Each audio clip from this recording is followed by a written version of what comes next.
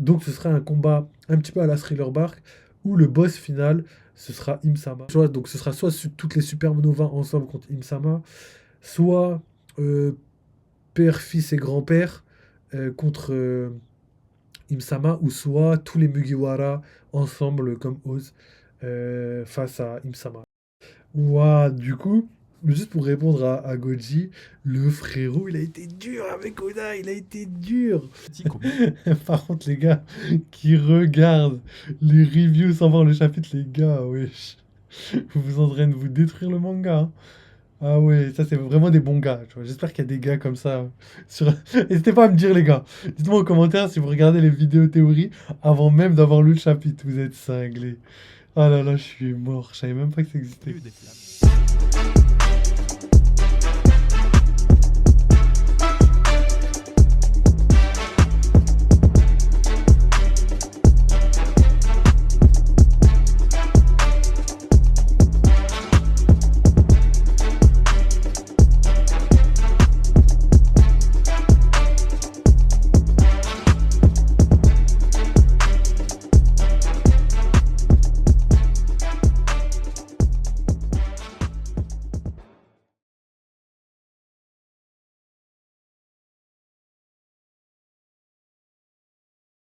Mais légendaire. Avec les doyens, le Haki des Rois, ce qui, là, on va pas se le cacher, aucunement une surprise, hein, bien au contraire, heureusement qu'ils ont un tel pouvoir alors qu'ils dominent le monde. Warcuri prend un peu tout le monde à revers en montrant un pouvoir d'une telle envergure. Car ouais, du coup, à part Shanks face à Ryokugyu, qui nous a fait une démonstration exceptionnelle du Haki des Rois à distance, capable de paralyser l'amiral se trouvant à plusieurs kilomètres, personne n'avait vraiment utilisé le Haki de cette manière. Même Big Mom, réputé pour son Haki des Rois de fou, hein, ne touchait finalement qu'une petite zone autour d'elle quand Warcuri va carrément jusqu'à souffler une partie de l'île, faire grimacer les géants et dépouiller Luffy. Ouais, vraiment, Nika, il est toujours dans la buée, il vit trop pour les caméras. Même ses cicatrices se sont barrées, c'est n'importe quoi cette forme. Bref. C'était moins une, ouais, c'est ça la phrase qui a fait que Luffy était, on dirait qu'il était vraiment impacté par ça.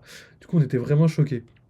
Et oui, c'est vrai, pour moi, comme il l'a dit, c'était pas une surprise, c'était quelque chose quand même d'évident. Le Haki des Rois, c'est pour les personnes qui gouvernent et qui veulent s'élever au-dessus des autres, et ça correspond parfaitement au Gorosei. Mais si je vous dis ça, c'est parce que énormément de personnes doutaient. Énormément de personnes doutaient. Et je suis archi content de voir que Oda quand même respecte ses méchants, tu vois. S'il faisait des méchants faibles, ben on regarderait Two Piece, qu'on regarderait pas One Piece. Et là, il a vraiment bien fait le taf. Il a vraiment bien fait le taf. En tout cas, ce qui est surprenant, c'est pas vraiment qu'ils aient le Haki des Rois, c'est juste la capacité colossale qu'ils ont de utiliser le Haki des Rois. C'est franchement ouf. D'ailleurs, j'ai hâte de voir si Saturne là, parce qu'on l'a pas vu l'utiliser, et plein de trucs comme ça. Parce que Saturne, c'est vrai on l'a un peu, un peu mis en arrière, parce qu'on croyait que, vu il subissait beaucoup de dégâts, on a eu l'impression qu'il était pas, ouais, qu'il était pas important, on va dire, tu vois. En mode, il n'était pas suffisamment puissant pour réussir tout seul à battre Luffy, par exemple. Mais je pense que ça se tape avec Luffy. C'est juste il avait pas les mêmes ambitions que Luffy. Ils ont pas les mêmes ambitions. Vous avez vu comme ils sont efficaces et tout. Même là, au début de la vidéo, je me rappelle, Goji, il a dit que ouais, Saturne, c'était pas ouf, tu vois, en mode. Les quatre autres, c'est eux qui m'ont choqué. Mais je pense que Saturne, il a juste pas pu se développer comme il veut. Après, c'est vrai qu'en termes de taille de monstre, Saturne, c'est le plus petit. Il était tellement impressionnant contre Nika, quand les Gorosei étaient pas encore là. Quand je vois la taille colossale des autres, je me dis, mais wesh, c'est un délire. J'ai l'impression qu'ils sont plus grands que les géants. Et ça me rend fou. Ça me rend fou. Donc j'ai trop hâte de voir la suite. Mais moi, je suis intimement convaincu que Saturne est très très fort. Je dirais peut-être pas un level empereur, mais si, j'ai envie d'y croire. J'ai envie d'y croire. On verra bien. Mais j'espère qu'il a le level empereur. J'espère. Là où je veux en venir, c'est que le Haki des Rois se développe de plus en plus et cette utilisation à distance m'a beaucoup fait penser à ce que Nina imaginait pour Imu qu'en tant que roi ou reine du monde, son Haki soit suffisant pour se répandre à travers tout le globe depuis les hauteurs de Maréjoise. C'est un peu de la fabulation hein, pour l'instant, mais imaginez qu'Imu se mette au bord de son château ou carrément au bord de Redline, expulser tout son Haki dans tout le nouveau monde, la faisant tomber dans les pommes certains civils, mais surtout en attirant l'attention de tous les pirates qui ressentiront à la fois sa puissance et donc sa présence. Une scène pour dire, les gars, je suis la puissance ultime, ok. Non, franchement, avec toutes les dingueries qu'on voit depuis un an, les téléportations de Gorosei, les armes qui détruisent des îles, le Shanks qui one-shot kill les killers, franchement, on est pas à ça près. Hein. De l'autre. Donc effectivement, c'est vrai que là, l'image, elle serait légendaire. Après, franchement, le globe entier, c'est beaucoup quand même, hein. C'est beaucoup de ouf, mais ce serait tellement ouf. Le résultat serait tellement colossal. On aurait vraiment, euh, on aurait vraiment un personnage ultra puissant et qui en 1v1 peut être battu par personne, même pas Barbe Noire, même pas Xebec, même pas Roger, même pas Luffy, tu vois. Vraiment, si son haki peut aller dans le monde entier, je vous dis tout de suite, les gars, il y a vraiment personne qui le 1v1. Donc ce sera un combat un petit peu à la Thriller Bark, où le boss final, ce sera Imsama avec un petit combo, tu vois. Donc ce sera soit toutes les Supernovas ensemble contre Imsama, soit euh, père, fils et grand-père contre Imsama, ou soit tous les Mugiwara ensemble comme Oz face à Imsama. Donc moi je le vois comme ça. Je le vois comme ça. S'il y a vraiment un être de cette puissance-là, ce sera pas du 1v1, ce sera vraiment un combat d'équipe. Et à la fin, il y aura le fameux 1v1 Luffy Barbe Noire. Je pense, je crois. De l'autre côté, et à ma grande surprise, Warcurry combat d'une façon surprenante en transformant ses défenses en lames acérées qui seront toutefois Il a inefficaces cramé face quand à la même. défense des géants. Géants qui utilisent à nouveau une technique sur le thème solaire, Svalin, qui est le bouclier permettant de protéger la Terre des rayons du soleil. Là, ils ont pas trop compris parce qu'ils protègent justement le soleil contre un adversaire, c'est l'inverse, mais bon, c'est pas grave. Si Warcurry nous a à peu près tout montré, c'est au tour de Saturne de nous dévoiler une nouvelle technique en tirant 6 bouts de poison qui se révéleront être de véritables bombes nucléaires miniatures causant des explosions. Vraiment incroyable quoi du coup. Attaque qui a d'ailleurs été renvoyée par Luffy en utilisant à nouveau les capacités infinies et loufoques du Gear 5. Alors trop de choses à dire, mais déjà les attaques du Gorosei eux-mêmes ne les affectent pas, et pour le coup Luffy en est venu à la même conclusion que nous, ils sont immortels, c'est-à-dire que quoi qu'ils fassent, actuellement il n'y a rien à faire. Aki, fruit du démon, peu importe, rien ne peut les vaincre. Sur ce sujet-là, en vrai j'ai rien de plus à dire que sur les 60 autres reviews sur le Gorosei ces derniers mois, ce serait dommage de se rabâcher. Alors venons-en au pouvoir de Luffy. Bien qu'on le voit parfaitement créer une batte de baseball taillée dans un arbre en un temps chrono de 0,2 secondes, d'où sort-il son chapeau et son seau de peinture? Il n'est pas impossible que ces objets-là, il les ait créés de son imagination, tout comme il a fait pour les lunettes face à Rob Lucci. Mais le problème que je déplore chez Oda là, c'est que plus on avance et plus le découpage de ces chapitres sont désagréables. Warcurry transforme ses défenses en épée, mais on ne sait pas trop comment, on voit pas la transformation elle-même, genre ça switch d'une case à l'autre sans explication. Pareil pour Luffy, autant il nous montre d'où il récupère sa batte de baseball, ok, autant le reste on ne sait pas s'il l'a créé ou s'il l'a récupéré de quelque part. Ce sont des questions qu'on ne devrait pas se poser aussi souvent en tant que lecteur, et c'est vraiment le giga récurrent en ce moment. En vrai c'est mon rare petit coup de gueule, mais c'est important, en particulier chez Luffy, déjà que son pouvoir peut sembler incompréhensible pour beaucoup, si en plus on ne nous explique pas vraiment ce qu'il sait faire ou ce qu'il peut faire, c'est pas notre rôle de le deviner. Quoi qu'il en soit, s'il a vraiment créé à nouveau des objets tels que la peinture ou le casque, on notera d'ailleurs le 56 qui peut littéralement se lire Gomu en japonais, eh bien il pourrait aussi créer des symboles du Nika d'antan. Peut-être que comme une seconde nature, Luffy créera une épée et une lance, voire même des tambours, des éléments qui sont distinguables dans la silhouette du Nika original. Mais au final, et comme je viens de le dire, on ne sait plus vraiment de quoi est capable ou non Luffy à travers... Ouah, du coup, juste pour répondre à Goji, le frérot, il a été dur avec Oda, il a été dur. Franchement, je trouve que moi, il nous a fait une masterclass ok. Il nous a pas tout expliqué par rapport à son chapeau. Moi, pour moi, le casque, c'est vraiment son chapeau. Surtout quand on le voit bien quand il met le coup de batte, on voit un peu son dos et on voit qu'il n'y a plus son chapeau. Donc pour moi, il a juste transformé son chapeau. Par contre, le saut de peinture, je suis bien d'accord avec vous, mais c'est un petit mystère qui va laisser ouais, non élucidé pour l'instant, mais qui va être très explicite dans l'épisode, tu vois. Donc là, je pense que c'est plus un truc de patience. Je pense que tout va être expliqué. Et je sais pas, peut-être que ça va être tout simple, hein, en vrai. Hein. Peut-être qu'il y avait un pot de peinture vraiment juste à côté. Non, je rigole. Mais non, je pense vraiment que son pouvoir lui permet soit de créer des objets, mais pas à l'infini, ou soit il peut modifier certains objets pour qu'ils rendent. Ça, c'est pour moi, c'est la certitude. C'est la certitude. Il peut modifier certains objets pour les rendre réels. Mais après, si on prend vraiment les Looney Tunes, ils pouvaient vraiment sortir n'importe quel objet quand ils le voulaient. Donc si c'est basé sur vraiment le même truc, je pense que ça ne m'étonnerait pas. Après, là, encore une fois, pour répondre à Goji, je pense qu'il faudrait pas être trop méchant avec Oda parce que quand on dit que le fruit de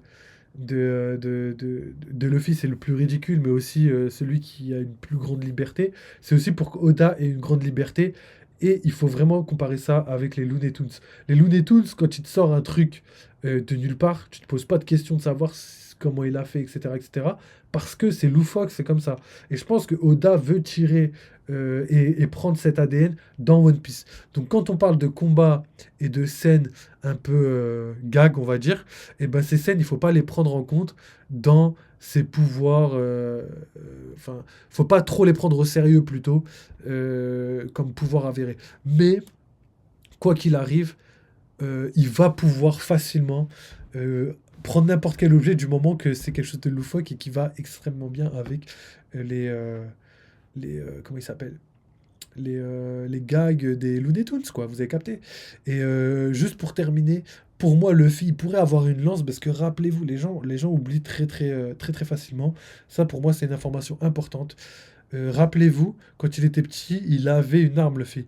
Il avait la même arme que Sabo, que Ace. Il avait un espèce de tuyau. Et du coup, je pense qu'il sait se battre avec un tuyau, juste, enfin, avec un bâton, quoi. Mais il l'utilise plus, tu vois, parce qu'il préfère utiliser les pouvoirs de son fruit actuellement.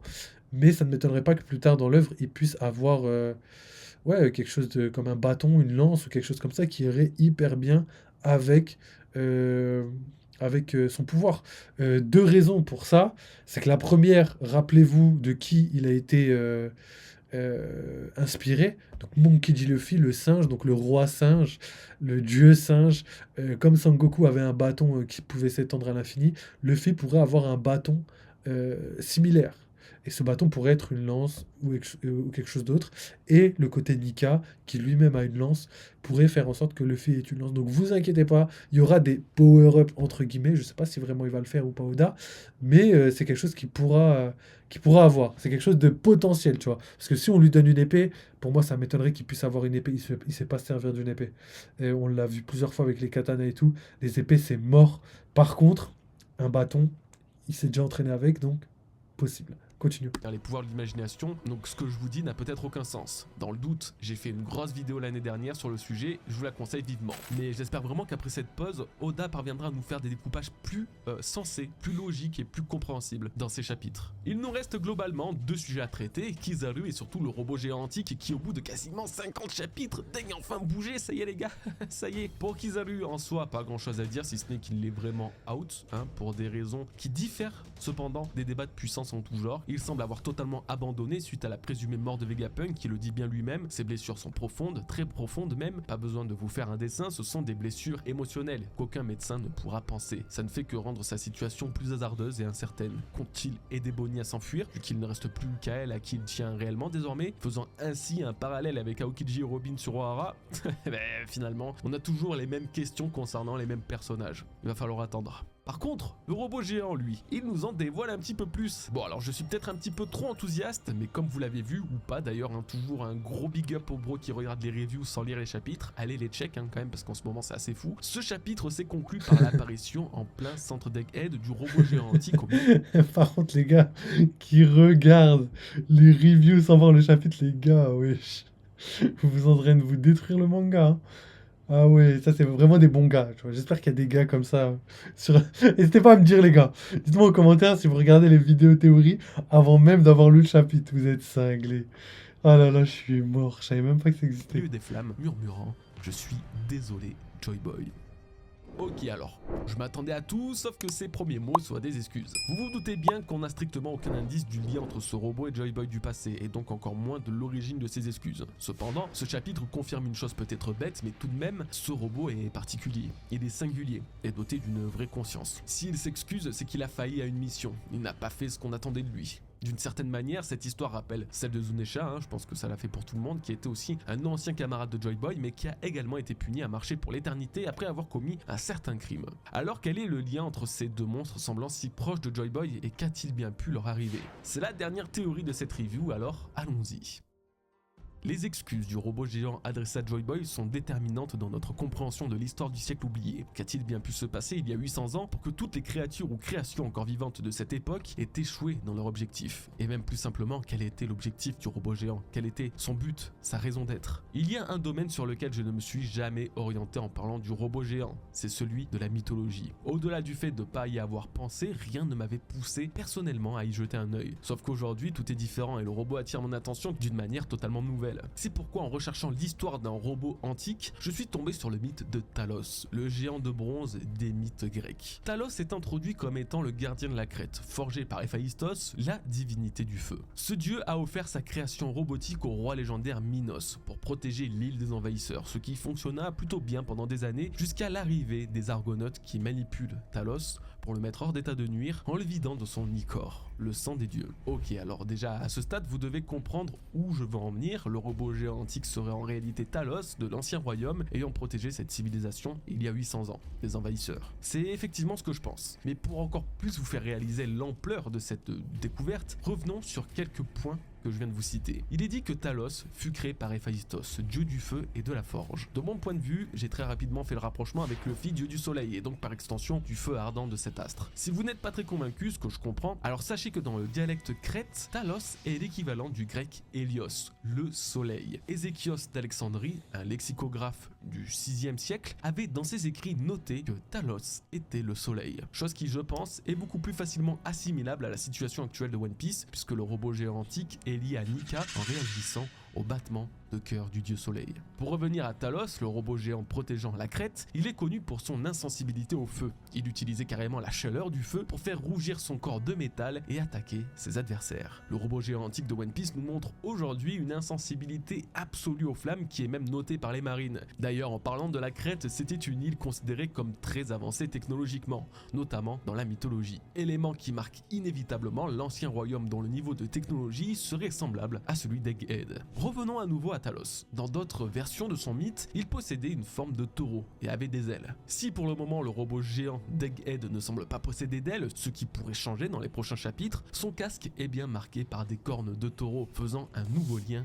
avec Talos. Ok, alors c'est très bien, hein, c'est même giga convaincant. Moi perso, je suis tombé totalement dedans et je me suis happé une deuxième fois en faisant cette comparaison vidéo. Mais au final, en quoi Talos peut nous divulguer l'histoire du robot géant?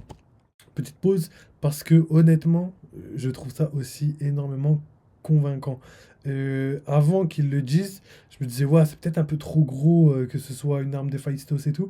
Et au final, plus ça va, plus je me dis que c'est pas impossible. Surtout que l'Ancien Royaume pourrait être en rapport avec l'Atlantide. Et l'Atlantide, c'est un peu grec, mythe grec et tout, tu vois. Donc, il y aurait peut-être quelque chose qui pourrait faire en sorte que tout ça soit réel, tu vois. Que ce soit vraiment ouais, quelque chose comme les dieux grecs et tout qui puissent faire partie des djinns, tu vois. Enfin, surtout des inspirations, parce qu'on a vu Poséidon, on a vu des trucs comme ça. Donc ça se peut que les djinns y aient une inspiration grecque, c'est ça que je veux dire. Ou Maya, ou plein d'autres. On a vu par exemple les Vikings et tout. Je pense qu'il y a toutes les civilisations, enfin en tout cas, tous les mythes sont réunis chez les djinns. On l'avait déjà vu dans la précédente vidéo. Antique de One Piece. Eh bien, c'est là que ça devient encore plus intéressant, alors écoutez-moi bien. Talos a échoué. Il a échoué à protéger la Crète face aux Argonautes. Il fut trompé et manipulé par ces derniers qui le tueront en retirant le clou qui contenait l'ichor, son sang divin. Faillir à cette mission, c'est faillir à protéger la Crète, une île spéciale qui aurait abrité Zeus enfant, le dieu des dieux, mais aussi à protéger Europe, princesse et mère du roi Minos. Le fardeau de Talos était très lourd. Malheureusement, la ruse, la trahison et la manipulation d'une sorcière a eu raison de lui. Et si nous imaginions un scénario pareil pour One Piece? Le robot géant antique servait il y a 900 ans de protecteur du royaume, ce qui n'est pas improbable puisque Vegapunk nous confirme que cette machine a été construite pendant le siècle oublié. La présence d'une arme, une lance de sa taille, lorsqu'il attaque Marie-Joise il y a 200 ans, est la preuve qu'il était fait pour le combat, pour la protection. Pendant la guerre opposant ce qu'allait devenir le gouvernement mondial à l'ancien royaume, le géant de fer qui devait protéger le pays de Joy Boy n'a pas mené à bien sa mission, après avoir été manipulé, contrôlé par ses ennemis. famille. N'oubliez pas qu'il s'agit là d'un scénario déjà très récurrent dans One Piece. Les trahisons sont visibles dans absolument tous les arcs et pour n'en citer que quelques-uns, Squardo avec Barbe Blanche, Odie Jones avec les Hommes Poissons, Law avec César Clown et Doflamingo, Kanjuro avec les Fourreaux Rouges ou même Drake avec l'équipage de Kaido. Sans parler de York avec les Vegapunk. Ce scénario, Oda le réutiliserait dans l'histoire de l'Ancien Royaume et le géant de fer aurait lui aussi été manipulé pour se retourner contre son créateur, contre Joy Boy. D'où ses excuses aujourd'hui. Désolé Joy Boy, désolé de t'avoir trahi, désolé d'avoir échoué. Lorsqu'il s'est réveillé, il y a 200 ans, grimpant Redline pour attaquer Marie-Joise, c'est peut-être pour assouvir sa vengeance ultime et antique en détruisant ceux qui l'ont manipulé 600 années plus tôt. Et cette confirmation, on pourrait l'avoir prochainement avec le face-à-face du géant de fer et du Gorosei. Il attaquerait en priorité les dragons célestes après les avoir reconnus, eux, qui seraient à l'origine de sa trahison. Voilà l'histoire du robot de fer, ou du moins une partie de son histoire. Son passé serait alors absolument tragique, et il pourrait l'être encore plus en imaginant que Nika soit celui lui ayant donné conscience ou même donné la vie. Ce robot est autonome et limite humain finalement, chose que nous n'avons jamais vue dans One Piece. D'un autre côté, son lien avec Nika, le dieu du soleil, me semble bien trop important quand on sait que le soleil est le donneur de vie. Le Nika du passé, grâce à son pouvoir dépassant l'imagination elle-même, lui aurait conféré la vie, lui aurait donné une conscience, expliquant pourquoi le robot ne s'agite qu'en présence du dieu soleil. Et bien vous savez quoi, je suis très content d'avoir enfin un scénario cohérent autour de ce colosse de fer. Maintenant qu'il arrive au centre de l'histoire, le siècle oublié a encore plus de chances de devenir un sujet à part entière. J'espère que vous avez aimé cette théorie, que ma hype s'est ressentie à travers cette partie. Si c'est le cas, n'oubliez pas de lâcher votre petit like, ça fait toujours plaisir. Et on en parlera ce soir ou demain dans un live sur Twitch. Ok, maintenant il est temps de passer aux réponses à vos questions. Comme d'hab, vous connaissez le discours.